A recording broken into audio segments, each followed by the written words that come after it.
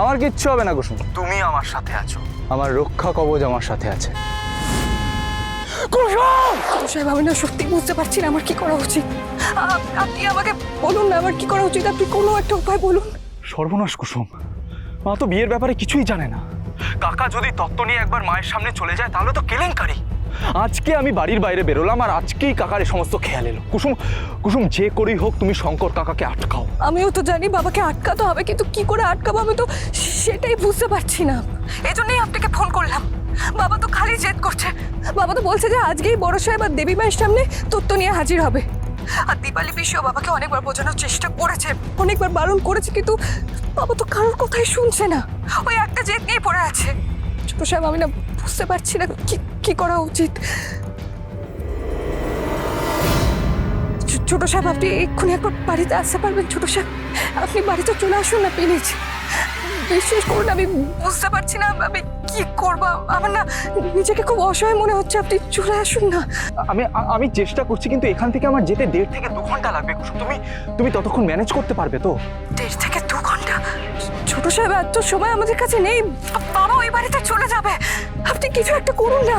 দাঁড়াও, আমি কিছু একটা ব্যবস্থা করছি, আমাকে একটু ভাবতে দাও। কত দূর থেকে আপনি কি ব্যবস্থা করবেন আমি জানি। আজকে সব শেষ হয়ে গেল আজকে। আচ্ছা, ঈশান জানে? না, উনি জানেন না।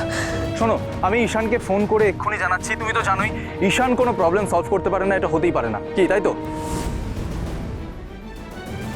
তোমাকে শুধু শঙ্কর কাকাকে অন্তত কিছুক্ষণ আটকাতে হবে। তুমি তোমার মতো করে চেষ্টা করতে থাকো। আমি এদিকে ঈশানকে ফোন করে জানাচ্ছি, ঈশান ঠিক সময়ের মধ্যে পৌঁছে যাবে। ছোট সাহেব, আমি না সত্যিই জানি না আমি বাবাকে আর কতদিন এইভাবে আটকে রাখতে পারবো। বাবা খুবই আবেগপ্রবণ হয়ে পড়েছে। আটকালে কষ্ট পাবে, আর না যদি আটকাই তাহলে আমাদের সমস্ত সত্যি ফাঁস হয়ে যাবে। আমি বুঝতে পারছি না আমি কি করব।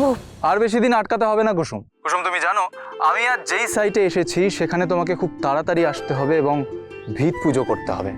আমাকে? কেন? সেই কারণটা তো এখন বলা যাবে না, সেটা তখনই জানতে পারবে। ছোট সাহেব, আপনি ঠিক আছেন তো? আপনি ঠিক আছেন? আমার কিচ্ছু হবে না কুসুম, কিচ্ছু হতে পারে না, কারণ তুমি আমার সাথে আছো, আমার রক্ষা কবচ আমার সাথে আছে। কেউ আমার কিচ্ছু করতে পারবে না। আমার মন না বড্ড খুব ডাকছে ছোট সাহেব। আপনি একটু সাবধানে থাকবেন, কেমন? তুমি শুধু শুধু চিন্তা কেন করো বলো তো? আমি তো দিব্যি আছি, এখানে আবার আমার কি বিপদ হবে? কুসুম! কি ব্যাপার?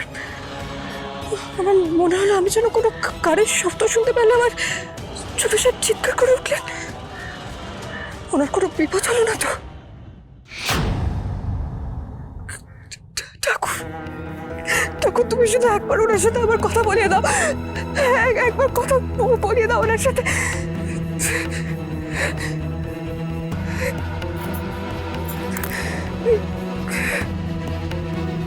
ফোনটাও তো লাগছে না।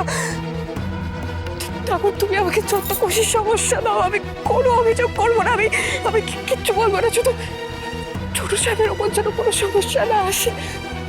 তুমি ওনাকে সুস্থ রেখো ঠাকুর। একবার শুধু ওনার সাথে কথা বলিয়ে দাও আমার।